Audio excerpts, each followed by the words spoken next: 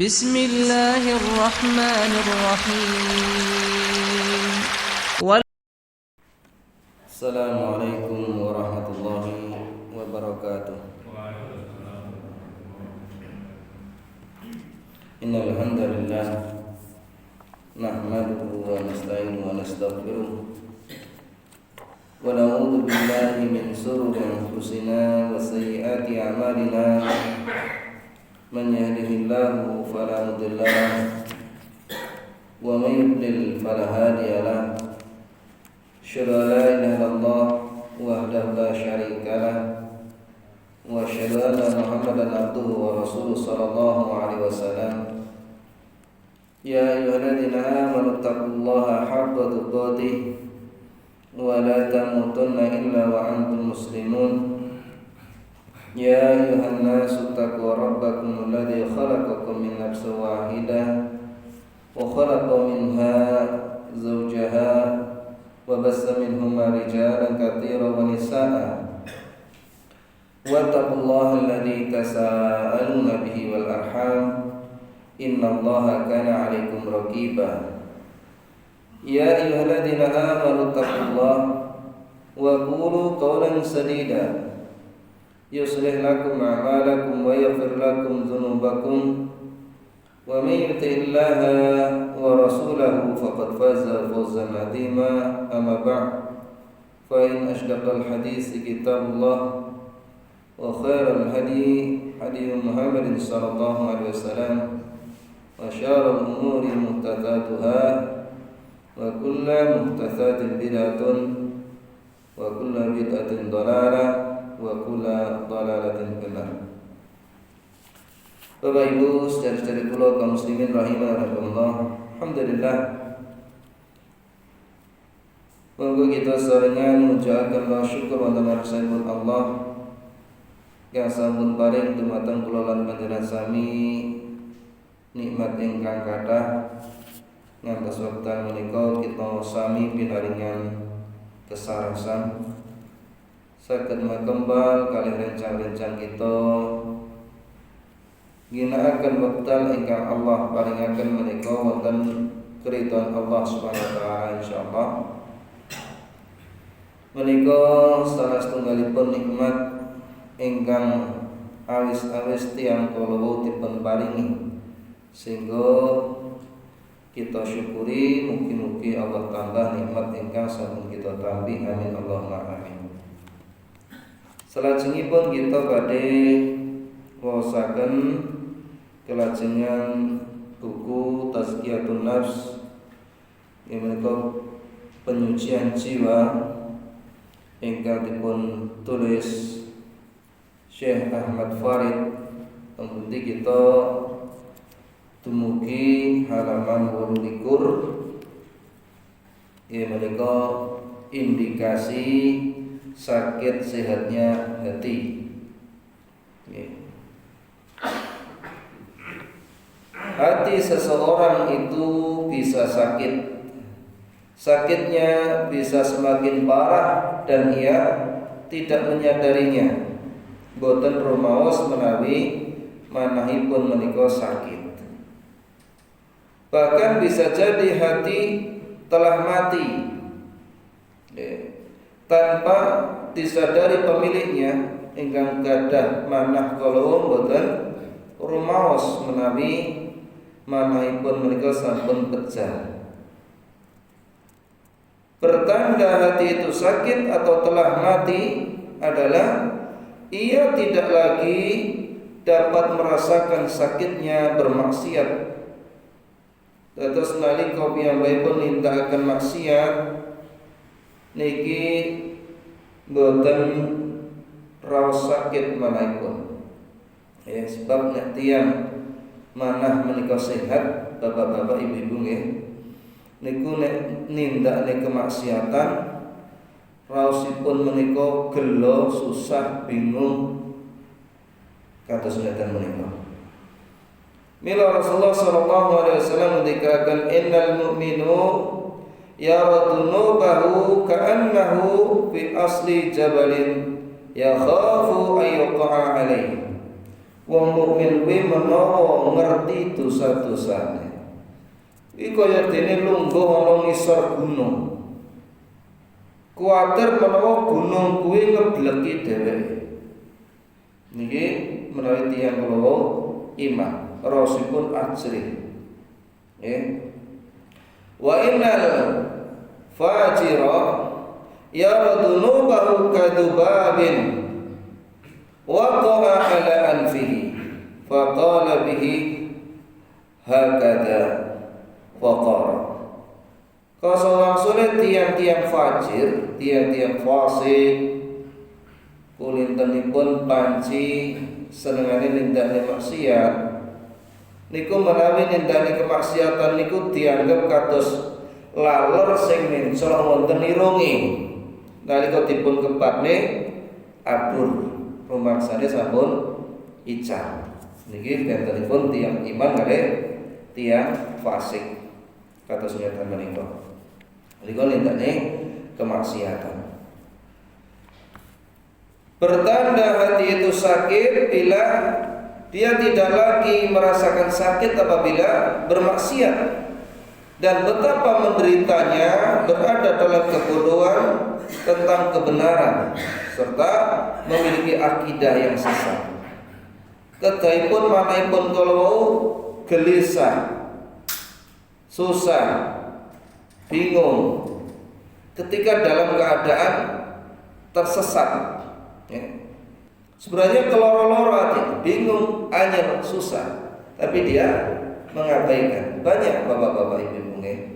Jadi firqah-firqah sesat itu mereka memeras kepada jamaah-jamaahnya, tapi mereka tidak merasakan seperti itu.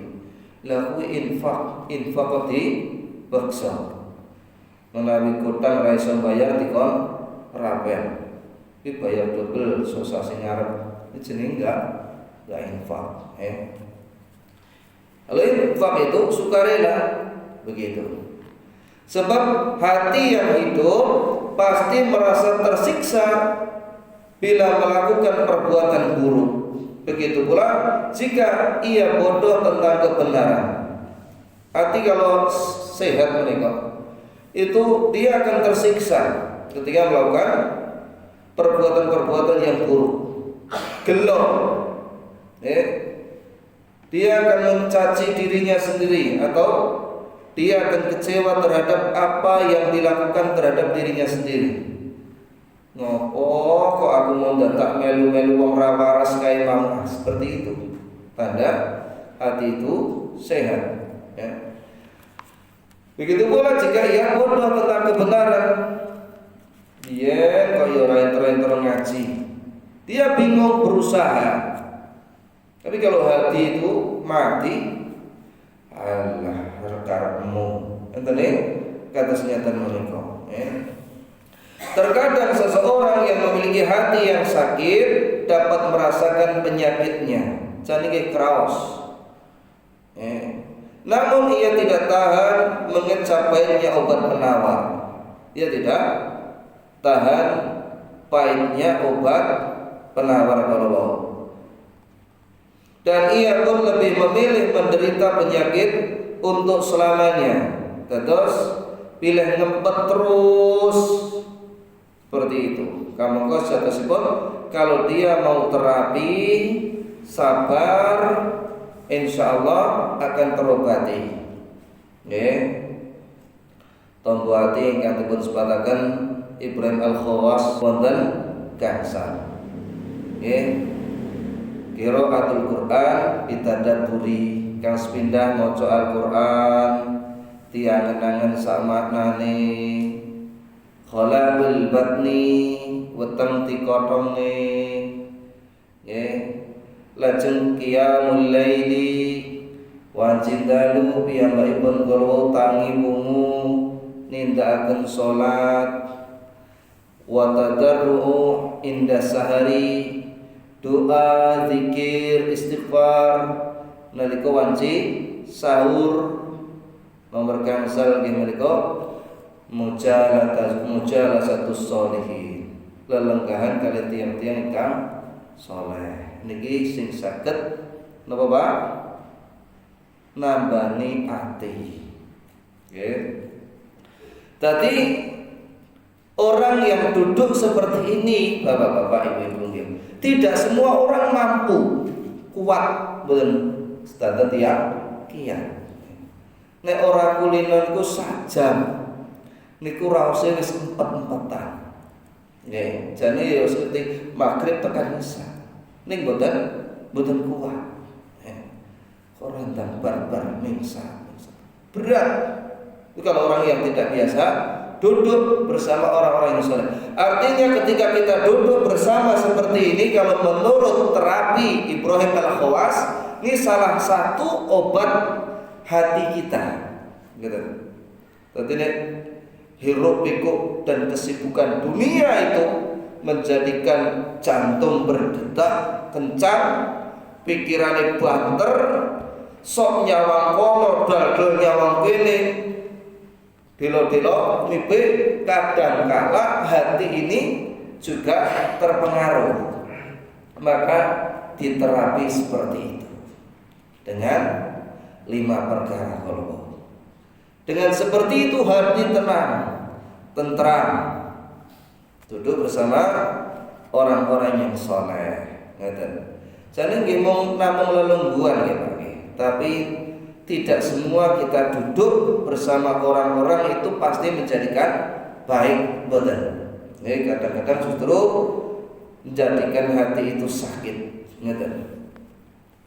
Di antara tanda sakitnya hati adalah keengganan mengonsumsi makanan yang bermanfaat. Namun ia justru cenderung yang mendatangkan madarat. Ini tanda sakit hati tersebut. Ngertos ngaji niku ganjarane gede, nentremke ati ning pilih nyanyi.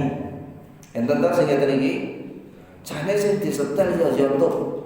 Pengajian enten mboten Pak teng YouTube. Kathah, nggih ta? Ning sing dipilih napa?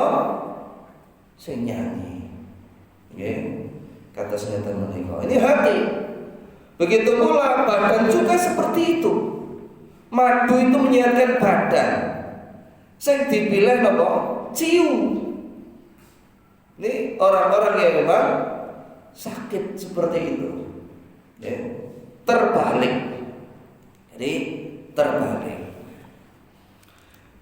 Jadi enggan mengkonsumsi makanan yang bermanfaat. Namun ia justru cenderung kepada yang mendatangkan madarat, baik pada badannya dan juga hatinya. Niku pilih sing memadarati. Nggih. Nek dilokke ala yo iki yo cuci mata kok ya. Rumasnya cuci mata. Ini adalah membuat satu luka di dalam hati. Membuat satu luka di dalam hati. Ia juga enggan terhadap obat yang berguna dan cenderung kepada penyakit yang berbahaya. Ngobati mboten purun, akhirnya piyambakipun terus merasakan siksaan penyakit kalawau. Ini kebanyakan seperti itu, nggih. Enten mulai sing wangsulan, wong nek kabeh apik dunyane ya adem. Ya ben gayeng kok. Nah, seperti itu. Ucapan-ucapan yang tidak benar. Hati yang sehat selalu mengutamakan makanan yang bermanfaat daripada racun yang mematikan. Makanan terbaik adalah keimanan. Ya, obat terbaik adalah Al-Qur'an. Kata firman Allah Ta'ala, "Wa nunazzilu minal Qur'ani ma huwa shifaa'u wa rahmatul lil mu'minin." Kami telah menurunkan Al-Qur'an yang di dalamnya terdapat penawar dan juga rahmat bagi orang-orang beriman. Wala yazidud dhalimina illa khasar, dan tidaklah menambah Al-Qur'an itu kepada orang-orang zalim kecuali kerugian. Ini kita disebutkan dalam surat Al-Isra 17 ayat 8 kali. Memiliki sebagai obat sebagaimana tadi disebutkan oleh Ibrahim Al-Khawas. Di antaranya qiraatul Quran wa tadabburi, membaca Al-Quran dan merenungi maknanya. Orang-orang kafir mereka kadang telaten membaca Al-Quran, wiwit Al-Fatihah atau surat An-Nas, tapi dalam rangka untuk mencari kesalahan Al-Quran atau untuk menjatuhkan kaum muslimin. Tapi kebanyakan di antara mereka justru mendapatkan hidayah. Sebaliknya orang-orang beriman, mereka tahu Al-Quran ini adalah obat. Al-Quran ini penenteram hati. Ala lidzikrillah tatma'innul qulub. Ngerteno kan zikir marang Allah hati dadi tentram. Termasuk salah satu zikir mereka mau Al-Quran. Tetapi banyak di antara mereka itu membiarkan Al-Quran itu dan tidak mau membaca. Al-Quran ini nganti bledukan. Jadi Al-Quran itu tidak kepegang, ngantos bledukan.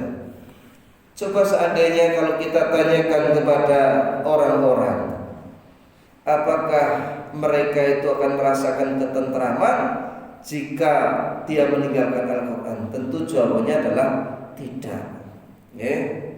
Tidak akan tentram. Karena Allah Subhanahu wa taala telah menyebutkan hal itu di dalam surat Toha 20 ayat 124. Wa man a'rada an dzikri fa inna lahu ma'isyatan dunka. Sapa sing mlengos saka pepeling ingsun bakal kita weni panguripan kang rekoso. Seperti itu. Tapi mereka meninggalkan Al-Quran ini. Al-Quran dingu bledukan, berdebu, tidak kesentuh. Setiap waktu, setiap saat patuto itu terus otak ini dipaksa berpikir bagaimana bisa menghasilkan. Sebagian orang seperti itu. Padahal sama sekali tidaklah menjadikan tentram. Kula sering ngaturaken wonten ngarsa panjenengan sami. Umpama donya kuwi disuntak niku ora kok saya tentrem ning saya kurang. Lau ibnu Adam utiya wadan mar'an min dhahabin ahabba ilaihi thaniya wa utiya thaniya ahabba ilaihi thalithan la yasudu jawab li Adam ila turab. Nek menungso anak Adam kuwi kepengin emas sing akeh sak lembah, duwe kelakon cek meso kepengin loro. Menawa diwenehi loro napa pun marep dereng cek kepengin duwe telung. Ora enek sing ndadekke marang anak Adam iki kejaba lemah. Dadi nek wis dipendem niku lagi marah niki. Dadi sing ndadosaken manah antrem ayem tentrem niku nalika piyambakipun zikir utawi maos Al-Qur'an menika saged ndadosaken tentrem. Obat terbaik adalah Al-Qur'an. Adapun tanda sehatnya hati adalah kepergiannya dari dunia menuju ke negeri akhirat. Tegesipun menapa piyambakipun kalau panci merealisasikan qul inna sholati wa nusuki wa mahyaya wa mamati lillahi rabbil alamin. Kandhana sak temene salatku, sembelianku utawa ibadahku, uripku lan matiku kabeh mung krana Allah taala, Rabb semesta alam. Surat Al-An'am surat nomor 6 ayat 150 kali. Jadi dia memang hidupnya lillahi ta'ala dan seakan-akan menjadi penghuninya. Kehadirannya di dunia ini ibarat orang asing yang mengambil kebutuhannya lalu kembali ke negerinya. Menika nek ujar-ujare bae biyen bapak-bapak ibu-ibu nggih, alah le ora usah gelo nemen-nemen. wong uripmu kuwi mung trima kaya mampir ngombe. Menika bapak-bapak ibu-ibu. Leres kados napa ingkang dipun sebataken Rasulullah sallallahu alaihi wasallam. Kun fid dunya ka'annaka gharibun aw abiru sabil. Urip kowe ana donya kaya dene wong asing utawa wong sing lagi liwat. Itu yang dikersake wonten syariat itu seperti itu. Tentu dia akan pulang dan di sanalah dia membangun. Pulang itulah ya disebut akhirat. Kula nek kita ngertos Nabi Adam alaihissalam asal usulnya saking surga, gitu? Saking surga.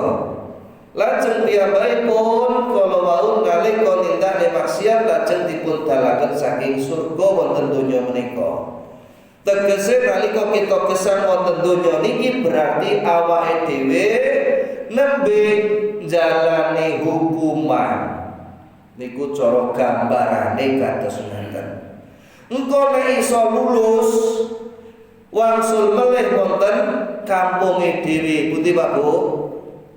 Surga. Purun apa badan? Purun. Dek orang yang suaranya padha ra gelem. Purun, gitu. Seperti itu. Nek dhewe ketahuan musuh utawa kok belok meloki setan, ora iso bali ana kampunge ning dhewe bakal nyemplung ana neraka. Menika. Terus hadis menika kun fid dunya ka'annaka gharibun aw abiru sabil dipun riwayataken Imam Bukhari. Urip kowe nang donya kuwi kaya dene wong sing asing utawa sing lagi liwat. Di antara tanda niku tandane sehatnya hati adalah selalu mengingatkan si empunya atau pemiliknya sehingga ia mau kembali ke jalan Allah Subhanahu wa taala. Ini tanda hati sehat kalau dari ketika mau melakukan maksiat itu kuwi amalan ora bener. Kon kuwi sia-sia. Kon kuwi ora ana gunane. Hati itu sudah mengingatkan. Hati itu sudah mengingatkan, sudah memfilter ini baik apa buruk. Ini tanda hati sehat. Tunduk dan bergantung kepadanya, senantiasa mengingatkan pemiliknya sehingga ia mau kembali ke jalan Allah Subhanahu wa taala. Jadi kita memang tidak bisa luput dari kesalahan sebagaimana diriwayatkan dalam hadis riwayat Tirmidzi dan juga Ibnu Majah, kullu bani adam khata' wa khairu khata'in tawabun. Saben anak Adam iki pancen nindakake kesalahan kang akeh. Sabece-bece wong nindakake salah kuwi sing bertobat marang Allah. Jadi dengan bertobat itulah dia menjadikan keburukan diganti Allah dengan kebaikan. Innal hasanati yudhibnas sayyi'at. Kata disebutkan dalam surat Hud surat nomor 11 ayat 114. Satemene kebencian bakal rusak tumindakan Allah. Sobat iki wonten hadis riwayat Tirmidzi Rasulullah mengatakan ittaqillaha haitsu ma kunta wa atbi'is sayyi'atal hasanata tamhuha wa khaliqin nasa bi khuluqin hasan. Takwa usrono di papanan panggonan bareng ana tumindak Allah kanthi kebencian bakal rusak tumindak kang kala kono mau. Lan srawungono menungso kanthi akhlakan becik menika. Jadi hati yang sehat itu senantiasa mudah untuk bertobat, Pak. Astagfirullahaladzim, seperti itu. Tidak terus di dalam kumbangan kemaksiatan, itu tidak. Orang bertakwa itu bukan jaminan lepas dari salah boten. Orang bertakwa juga salah, namanya manusia. Hanya saja yang membedakan orang yang bertakwa itu senantiasa inabah, senantiasa kembali dan bertobat kepada Allah Subhanahu wa taala. Seperti itu. Tidak sebagaimana orang-orang yang fasik menganggap bahwasanya dirinya sudah tidak diambil lagi. Ini adalah pemahaman yang keliru, pemahaman yang salah. Kadang-kadang syaitan itu mendatangi orang, ya Pak, nek darani ndake maksiat niku terus kon melok nindakne, kon terus anggone nindakne maksiat. Betake napa, Pak? Engko nek wis pol-polan akan dihantui rasa putus asa. Rasane dosa wis akeh. Kayane ora diampuni neh karo Allah. Inilah pemahaman yang keliru. Mula Allah ketika surat Az-Zumar 39 ayat 53, "Qul ya ibadi alladzi asrafu ala anfusihim la taqnatu min rahmatillah innallaha yaghfiru dzunuba jami'a." Kadang orang hamba-hambaku sing luwih wates, aja putus asa saka rahmate Allah. Satemene Allah ngapuni sakabehing dosa. Jadi Allah sebutkan seperti itu agar seseorang itu tidak putus asa kepada Allah atau dari rahmat Allah. Nggih, enten to? Jangan saged pirsani wonten kisah-kisah tasih wong sing mateni wong 100 wong Allah tasih paring pangapunten. Nyun sewu dumateng pelacur nggih mawon Allah tasih paring pangapunten. Seperti itu.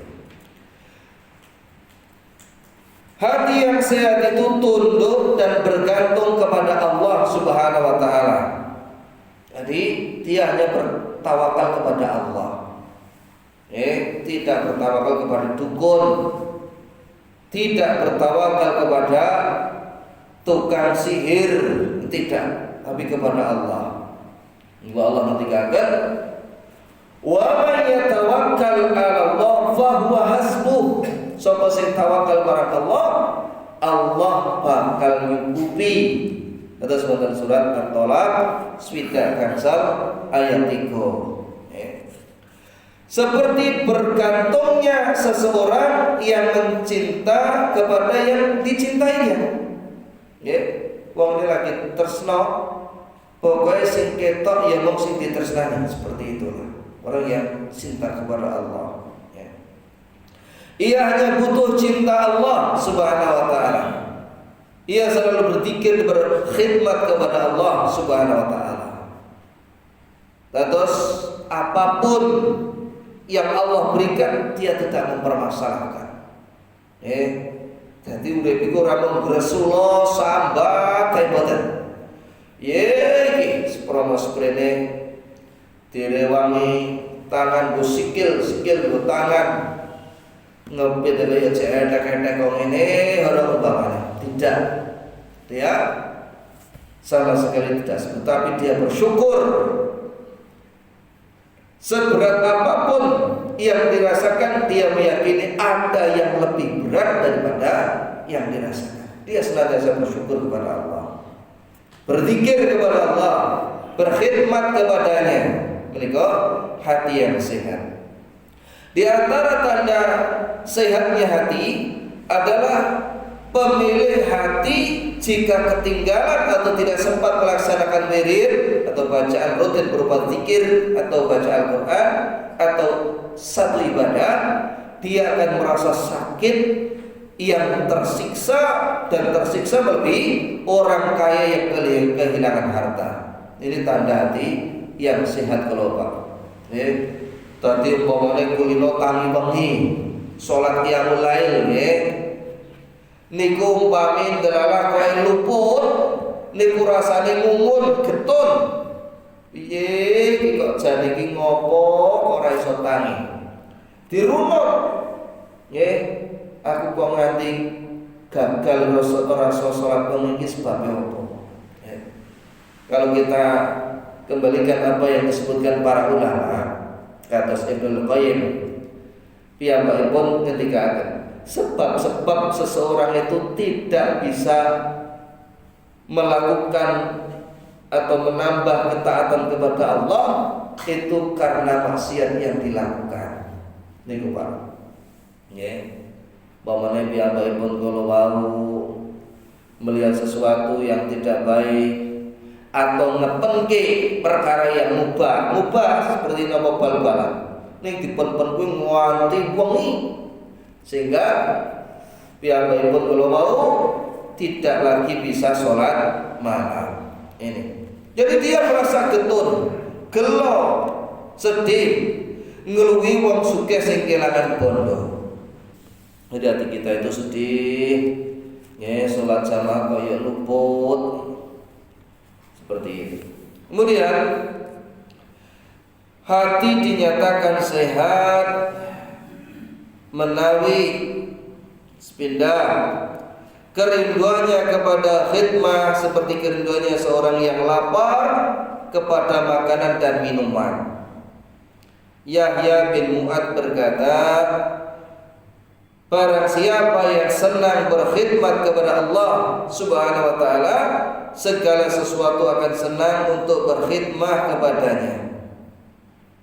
Barang siapa tenteram dan sejuk hatinya lantaran taat kepada Allah taala, tenteram dan sejuk hati pula lah semua orang yang mandannya. Kados menawi kita ngemuti ulama atau bin Robah, ya. Pripun piyambakipun kula wau seorang ulama hanya seorang budak ya Pak. Serambute keriting. Ini kalau digambarkan itu jenenge seperti itu keadaannya. Lambene kuandel, awake ireng. Tapi dia seorang ulama yang betul-betul sampai raja saja itu datang kepada dia untuk meminta nasihat, untuk menanyakan masalahnya, rela untuk ngantri. Seperti itu. Kemudian yang kedua, pemilik hati yang sehat hanya memiliki satu keinginan, yaitu taat kepada Allah Azza wa Jalla. Niki kalau hati sehat, jadi dia tidak peduli aku ki arep bakul beras, arep dadi bengkel, arep dadi penjahit, arep buka toko, ataupun cuma sekedar ojol, ojek online, atau yang tidak ada masalah. Yang dia niatkan memang untuk semata-mata taat kepada Allah Subhanahu wa taala dalam hidupnya. Ini tanda hati sehat kalau. Begitu pula yang ketiga, sangat bakhil terhadap waktu, menyesal jika terbuang sia-sia. Kebahilannya terhadap waktu melebihi kebahilannya orang yang kikir kepada hartanya. Tadi masalah waktu ini piyambakipun nyengit Pak. Itu kalau orang yang hatinya sehat. Kenapa?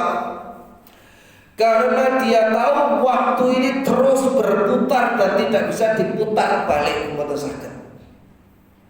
Makanya ulama-ulama itu ketika dia belajar itu sampai-sampai dia tidak memperhatikan lagi kanan kirinya, sampai betul-betul menggunakan waktu itu sebaik-baiknya.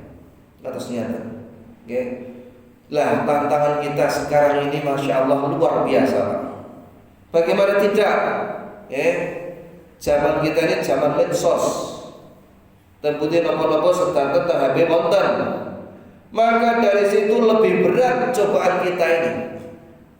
Makanya orang-orang lebih suka berita-berita yang baru daripada apa-apa yang memberikan manfaat pada hatinya. Ini lebih berat. Rahimahullah. Kecuali orang yang dirahmati Allah. Jadi orang yang hatinya sehat itu bakhil terhadap waktunya. Kata Rasulullah SAW dikatakan, "Ikhtanim khamsa qabla khamsin." Jogonan 5 perkara sadurunge ketekanan 5 perkara. Sababaka qabla haramik. Namun sadurunge tekan tuamu. sehataka qabla saqamik, cokolen sehatmu saurunge teka loromu. Wa ghidaka qabla faqrika, cokolen sugihmu nalika sadurunge ketekanan laratmu.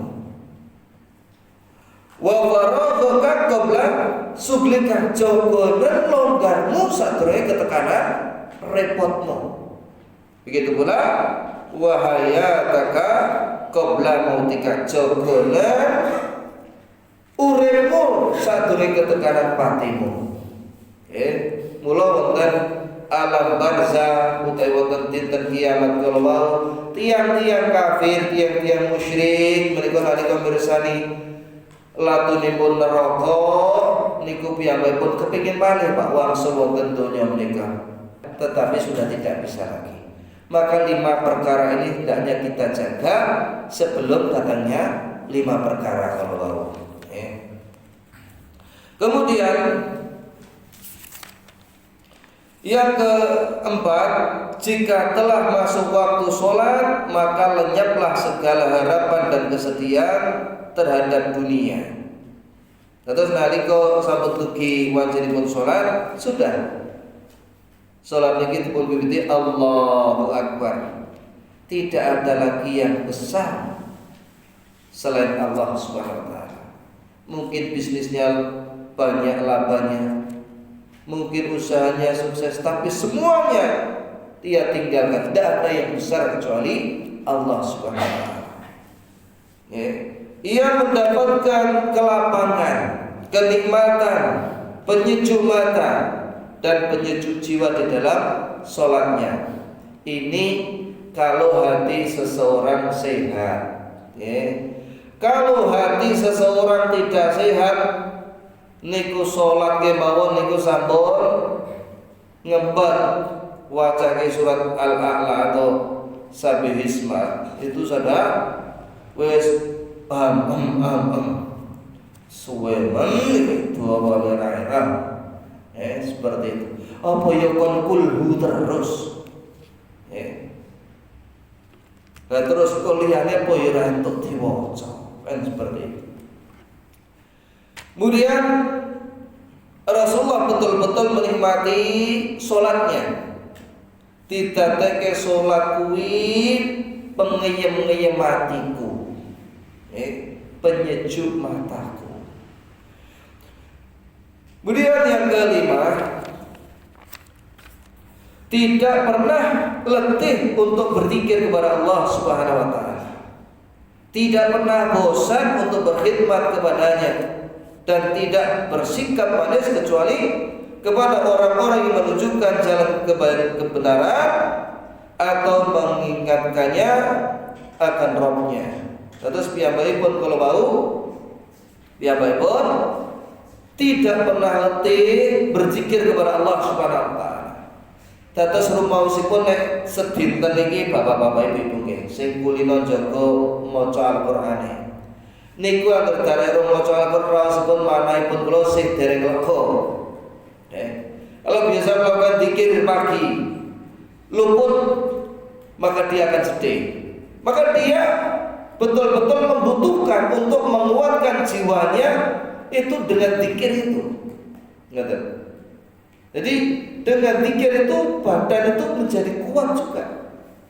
Seperti ini juga disebutkan oleh Ibnul Qayyim, di mana ketaatan itu bakal menguatkan badan. Nih. Kemudian yang keenam, perhatiannya untuk mengoreksi amalan, membuat suatu amal dilaksanakan secara benar. Melebihi perhatiannya untuk beramal.